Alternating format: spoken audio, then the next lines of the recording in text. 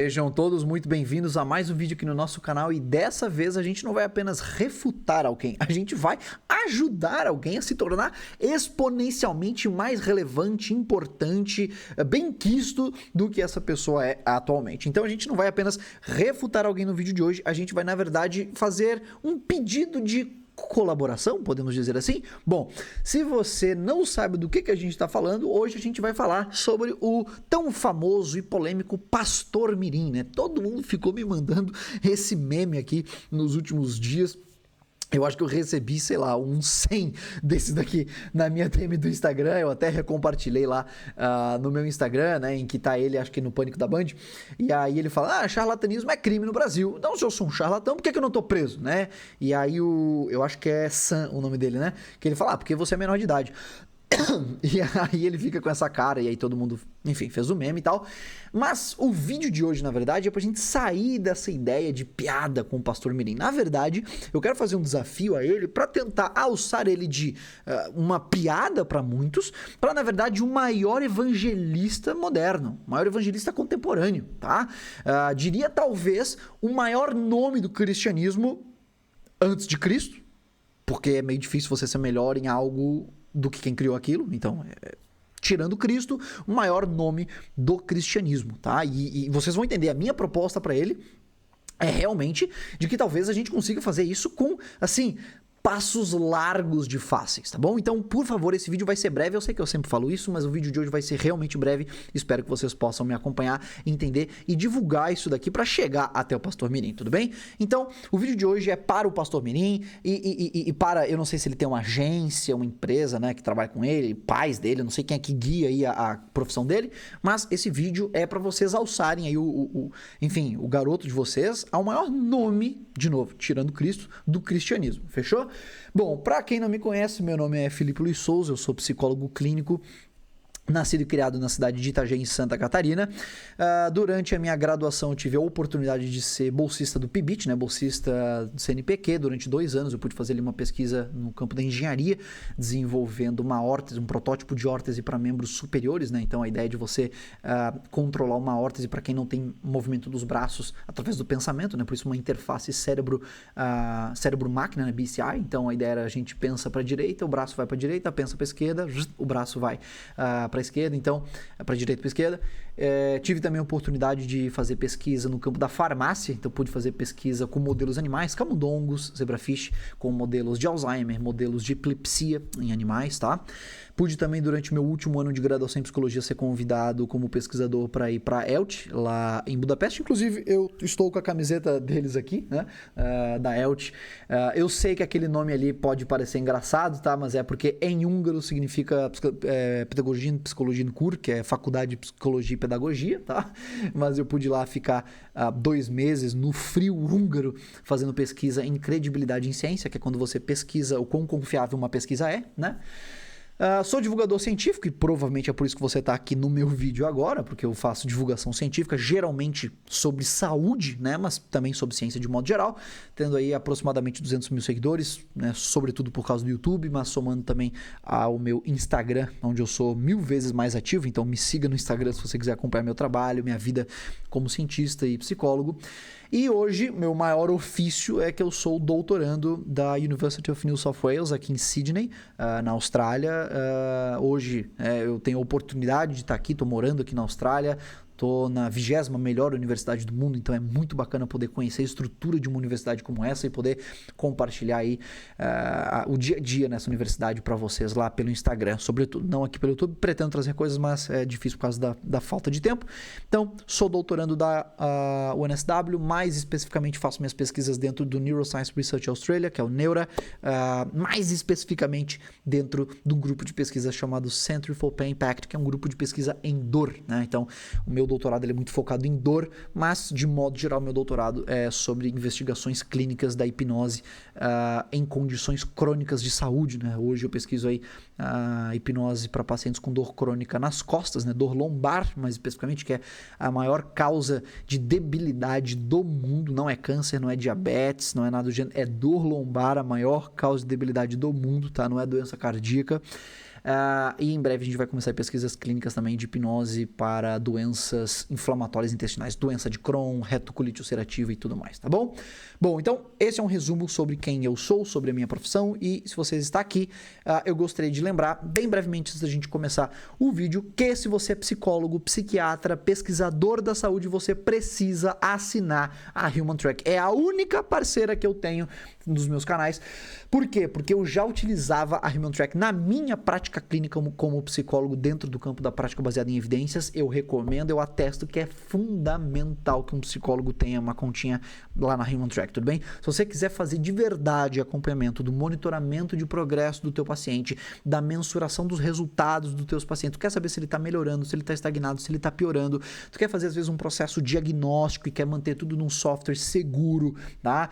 Ali várias escalas transdiagnósticas, escalas pode te auxiliar no diagnóstico de autismo, TDAH, toque, depressão, ansiedade, transtornos alimentares, enfim, tudo tem na Human Track. É sensacional, tudo bem? E se você ainda quiser desenvolver seus próprios instrumentos psicométricos, você consegue fazer facinho dentro do próprio software da Human Track. Então, se você utilizar o cupom HIPNOSE, você tem desconto, tá? Em qualquer assinatura da Human Track que você quiser. Seja o plano especialista, seja o plano mais básico, fica à vontade. Teste a Human Track, cria uma conta gratuita e testa essa maravilha que é ter uma biblioteca à tua disposição com diversos instrumentos psicométricos de diversos tipos de diagnósticos e acompanhamentos diferentes. É sensacional, tudo bem? Então isso daqui é, sem dúvida, isso daqui é uma virada de chave na tua prática clínica como médico psiquiatra, como psicólogo, tudo bem? Como psicoterapeuta de modo geral, tá bem? Então, dito isso, aproveite o cupom HIPNOSE e dá essa moral aí pra gente, tudo bem? Bom, vamos lá então. Eu redigi aí o discurso, literalmente, do pastor Mirim, tá? Em um podcast. Eu não sei quantos anos ele tem, tá? Eu acho que ele deve ter tipo uns 16, 17 anos, então eu tampei aqui a cara dele porque eu acho que no YouTube dá problema, né? Botar o rosto aí de menor de idade. Apesar de que eu sei, mas já é um vídeo público, Felipe, não sei o que, eu sei, mas sei lá, eu não quero tomar um strike aqui no YouTube, então eu tampei a cara porque eu não sei se dá problema, tudo bem? Então, beleza. Vamos lá. Obviamente, dica de português aí, tá? Eu não escrevi todo o texto da entrevista dele, obviamente, porque eu só peguei as partes que nos importam aqui, mas é só você jogar no YouTube. Como é que não é relato que chama quando é no meio evangélico? Como é que é? Não é depoimento, oh, meu Deus. É o seu testemunho. Só bota aí, testemunho milagroso pastor Mirim, tá? Vai aparecer isso daí. E aí vocês conseguem ver na íntegra ele falando exatamente o que eu escrevi, que estou dizendo que ele disse, tudo bem? Então vocês não falar, mas você não colocou a frase inteira, você tirou do contexto. Não tirei nada de contexto, tudo bem? Mas vocês podem averiguar na íntegra para acreditar em mim. Então vamos lá. Vamos lá. Então aí eu coloquei, às vezes, quando não fazia sentido, quando ele ficava enrolando, quando ele falava, né? Aí eu coloquei 3 pontinhos, tá bem? Então vamos lá. A minha história, ela começou lá atrás. Tá? Isso aqui é o relato do pastor Mirim relatando um milagre e vocês vão entender o porquê isso aqui é importante. A minha história, ela começou lá atrás. A minha mãe, ela frequentou um centro espírita onde ela ficou por 7 anos. Minha mãe acabou se desviando dos caminhos do Senhor e quando ela já adulta, ela foi por esse caminho. E a minha mãe, ela teve um fato que ela teve 2 filhos gêmeos. E esses filhos, antes de nascer, houve um problema, que eles acabaram morrendo dentro do ventre. E ali, minha mãe perdeu esses 2 filhos. E o médico disse para ela que se ela tivesse novamente um filho, o filho podia nascer com algum problema de nascença, ou até mesmo morte, como os 2 filhos que minha mãe acabou perdendo. E aqui chega a parte principal desse relato do milagre contemporâneo. Eu não estou trazendo a atenção de vocês aqui para uma história de um milagre dos tempos abraâmicos, tá? Um milagre de São Pedro, de São Paulo. Não, eu estou falando de um milagre aqui de São José das Couves, do Brasil. Um milagre que aconteceu em português brasileiro, tá? Então vamos lá. Eu nasci e não chorei. Eu não gritei e da minha boca não se emitiu som algum. Isso daqui eu até achei bonito, tá? Isso aqui eu tenho que bater palma pra esse garoto, que esse garoto aqui ele fez um discurso que essa frase aqui eu achei linda. E minha mãe achou estranho. Aí ele narra lá que ele não fez barulho, daí a mãe perguntou pra enfermeira, da enfermeira falou com o médico, a médica falou com a mãe, e mandou eles voar, falou, é normal, não sei o que, nem todo bebê chora, falou pra mãe dele voltar 15 dias depois pra fazer uns exames, uma coisa assim. Então volta lá a mãe dele com um bebê de 15 dias, no hospital. E seu filho nasceu surdo e mudo. Ele nunca vai falar e nunca vai ouvir. Eu nasci com um diagnóstico que eu não tenho as cordas vocais e eu não tenho os tímpanos. Eu nasci totalmente surdo e totalmente mudo. Eu nasci com a deficiência que retirou as minhas cordas vocais e retirou meus tímpanos. Eu nasci sem. O diagnóstico da medicina foi que seria impossível qualquer dia eu falar e ouvir, porque aos olhos da medicina é algo que não tem cura. Esse relato é poderoso. Esse relato daqui, e veja, eu não quero nem ter que entrar no mérito da fisiologia, da discussão, não. O fato de você atestar que alguém nasceu hoje em dia, tá? Sabendo todas as leis que temos para orientar o funcionamento de hospitais, dos atendimentos em saúde, todas as tecnologias que nós temos para registrar ocorrências dessas, isso daqui é poderoso. Isso daqui é um milagre poderoso, tá? Não é aquele milagre do tipo, eu consigo flutuar, mas só quando não tem ninguém vendo, né? Tinha um monge hindu, acho, né? Que deu uma entrevista uma vez falando isso, não tinha? Que ele conseguia flutuar, mas só quando não tinha ninguém vendo, porque senão, acho que o chakra dele não se colocava direito. Então, veja, isso daqui é uma coisa numa era em que as pessoas estão registrando tudo. Bom, aí nós temos então a oportunidade, o livre pensar de, às vezes o garoto se confundiu, às vezes o garoto falou algo que não devia, mudou um pouco as palavras, mas um pouco além dessa história, dessa entrevista, o mesmo garoto vai num podcast dar uma entrevista e é questionado exatamente sobre o seu testemunho. E como um bom profeta, pastor, eu não sei como é que é o ofício dele, mas todo mundo chama de pastor mirim. O pastor mirim responde à dúvida generalizada da população aberta, de que eu acho que você mentiu.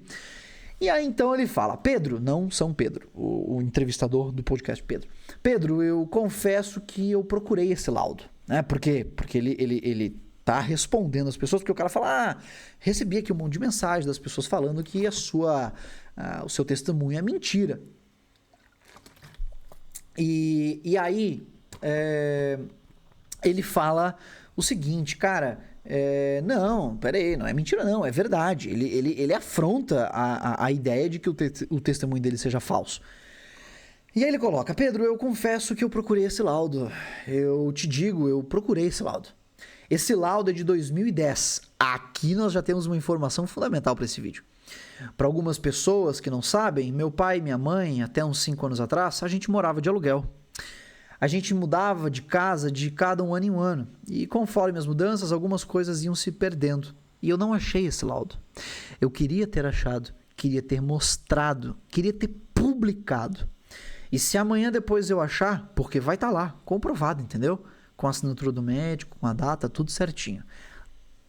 Aqui nós temos o que me animou e o que me dispôs a colocar, né? Quando eu conheci a situação desse cara, todo mundo ficou mandando coisa dele, conheci a situação dele, eu pensei, é agora que a gente vai acabar com a maior discussão filosófica da humanidade. E por isso o meu desafio aí em prol, veja, da conversão mundial ao cristianismo. Cara, isso daqui, esse vídeo, ele pode acarretar talvez no que vai ser conhecido como o maior movimento da história da humanidade, tá? A gente tá falando de um garoto que ele tem a propensão a responder coisas que nenhum cientista laureado com o Nobel jamais conseguiu. Esse garoto, ele tem a chance de fazer algo que nenhum apóstolo conseguiu. Ele tem a chance de fazer o que as escrituras sagradas não conseguiram fazer aparentemente. Ele tem a condição de fazer o que nenhum teólogo conseguiu, vivo ou morto, conseguiu fazer.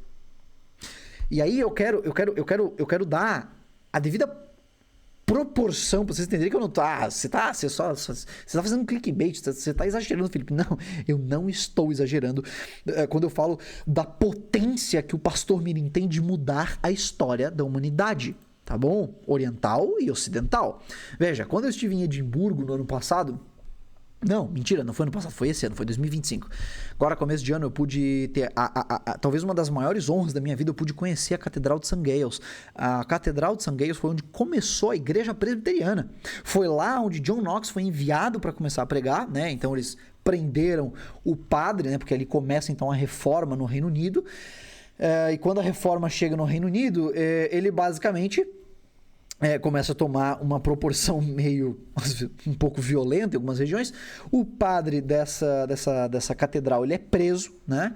E então John Knox começa ali a pregar, né? Ele é enviado para pregar nessa igreja e ele já começa a se tornar então o reverendo dessa comunidade e fazer um trabalho sensacional. E John Knox morava nessa casinha, né? A poucos metros da Catedral de St. Giles, fica na mesma rua, tá? Então se você tá ali na frente da Catedral de St. Giles, olhando ela de frente, você anda, sei lá, 2 quarteirões, talvez 2, 3 quarteirões, não sei, não lembro agora, e você chega na casa de John Knox, tudo bem? Pai da igreja presbiteriana, um dos pais, um dos pilares da reforma protestante. John Knox, tá? Com todos os seus ensinamentos, com todas as suas pregações, com todo o seu trabalho, ele não chegou perto aos pés do que o pastor mirim do Brasil pode fazer para o cristianismo mundial, tá? E a gente tá falando de um cara que foi discípulo de Calvino, tudo bem? A gente tá falando, né, se a gente for falar de João Calvino, a gente tá falando literalmente do cara que escreveu Institutos da Religião Cristã. Talvez uma das obras, obviamente, de novo, né, tirando a Bíblia, uma das obras mais importantes do cristianismo. A gente tá falando de um cara que sistematizou a fé cristã, entendeu? João Calvino teria que aprender com o testemunho de fé, prática e vida do pastor mirim do Brasil. Ah? A gente está falando de um garoto que tem a oportunidade de ser mais importante para o cristianismo do que Martinho Lutero. Literalmente o pai da reforma protestante. Um cara que traduziu os escritos sagrados para acessar, né, para facilitar o acesso da população geral aos escritos sagrados. A gente tá falando que um garoto do Brasil, que não tem nem 18 anos ainda, ele pode ser mais importante que essas 3 figuras juntas. Tá falando de um garoto que pode ser mais importante que os apóstolos juntos para a fé cristã. Vocês não estão entendendo, vocês estão achando que eu estou brincando, mas eu estou falando sério, tá? E por que eu estou falando isso, cara? Porque quando ele confirma que esse laudo é de 2010, né, e nós estamos em 2025, a gente entende uma coisa, peraí, nós ainda temos 5 anos para pegar esse laudo. Ué, não entendi, Felipe. Ele falou que ele perdeu o laudo, ele não tem mais o laudo. Tudo bem. A gente consegue um advogado. Não sei nem se precisa de advogado, acho que nem precisa. Mas se precisar, a gente consegue um advogado, né, de direito médico, direito em saúde. A gente entra com uma ação para que esse hospital forneça acesso, né? Na verdade, a gente nem precisaria disso, a gente poderia só fazer um processo normal de pesquisa mesmo, em que passamos num comitê de ética em pesquisa, fazemos um TCLE, né? Um termo de consentimento livre e esclarecido com os pais do pastor mirim. A gente pega esse TCLE, pega uma carta de anuência desse hospital, pega acesso ao registro, ao prontuário desse paciente que está guardado nesse hospital e utiliza isso para uma publicação científica sistemática, com dados jurídicos ali, que vão com dados sistematicamente armazenados no hospital, que tem respaldo jurídico, né, respaldo legal e respaldo técnico em saúde, tá? Para comprovar, cara, para comprovar empiricamente um milagre. Veja, a gente está falando do Brasil, e no Brasil a gente tem a resolução do CFM 1821 de 2007, que fala que, olha, essa resolução estabelece o prazo mínimo de 20 anos a partir do último registro para a preservação dos prontuários dos pacientes em suporte de papel que não foram arquivados eletronicamente em meio óptico, microfilmado ou digitalizado. Legal? A gente está falando, tá? Se a gente pegar aqui a Lei 13.787 de 27 de dezembro de 2018, tá? A gente está falando que, olha, decorrido o prazo mínimo de 20 anos a partir do último registro, os prontuários em suporte de papel e os digitalizados poderão ser eliminados. Ou seja, cara, um hospital tem que manter o registro, os prontuários de um paciente por 20 anos. A gente ainda tem 5 anos, para pegar este prontuário, para pegar este laudo, que, ó, bater de frente com o mundo inteiro, com a ciência inteira, com a filosofia antiga e moderna e falar: nós não precisamos mais discutir empiricamente que existe um ser maior. Nós temos uma prova empírica, nós temos aqui o CRM de um médico Nós temos aqui, eu não sei, eu esqueci como é que chama. Nós temos aqui o número de registro de uma fonoaudióloga falando que esse garoto nasceu sem as pregas vocais, sem os tímpanos, e hoje ele canta, hoje ele escuta. Ele nasceu com uma mutação, ele nasceu com a falta de estruturas, anatômicas no seu corpo, e depois elas apareceram. Elas simplesmente apareceram. A gente pode pegar esse laudo e publicar numa revista estilo Nature, estilo Science, as principais revistas do mundo. Ah, não, mas a ciência não vai... Não. Fiquem tranquilos. Se vocês procurarem, existem papers sobre criacionismo na Science. Não tem problema. Dá para publicar. A gente fala, olha, a gente tem aqui documentos de um hospital. Eu quero trazer essa discussão à comunidade científica. Nós temos aqui documentos oficiais de um hospital comprovando. A gente disponibiliza esse laudo publicamente numa plataforma como a Open Science Framework ou até como um documento suplementar numa publicação científica como essa. A gente vai impactar o mundo todo. Esse seria, talvez, um dos principais papers já publicados pela ciência. E por isso, egoisticamente, eu me disponho a auxiliar vocês, tá? A gente segue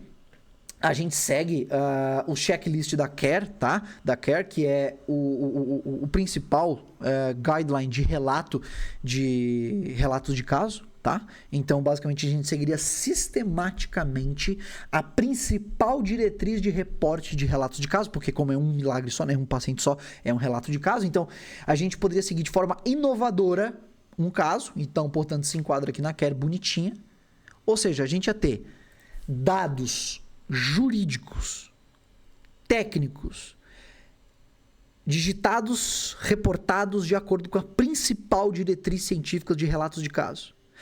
Eu me comprometo a botar o meu nome, botar ali minha afiliação institucional, uma universidade grande. Ah, porque você sempre fala, ah, não, mas a ciência odeia a religião e tal. Não, eu sou cristão. Eu sou cristão.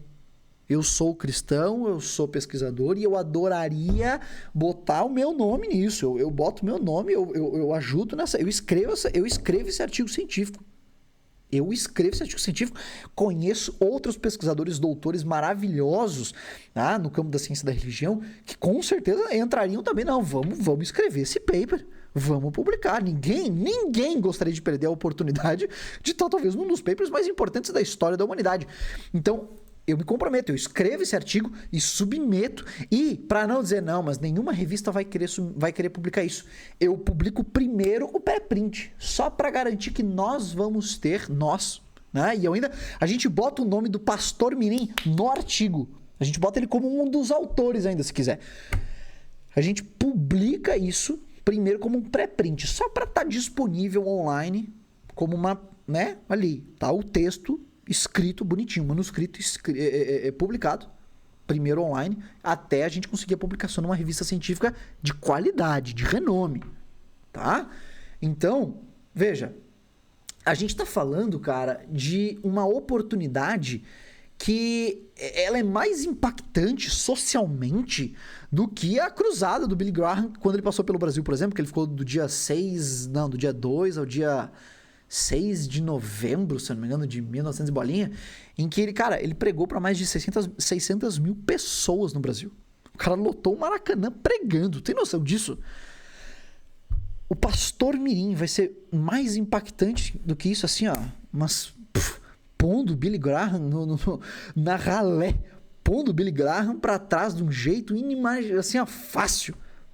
Então me diga, por que um pastor, profeta, enfim, por que isso perderia a oportunidade de fazer o primeiro registro sistemático de um milagre? Ah, não, mas a Igreja Católica tem vários milagres. Não tem.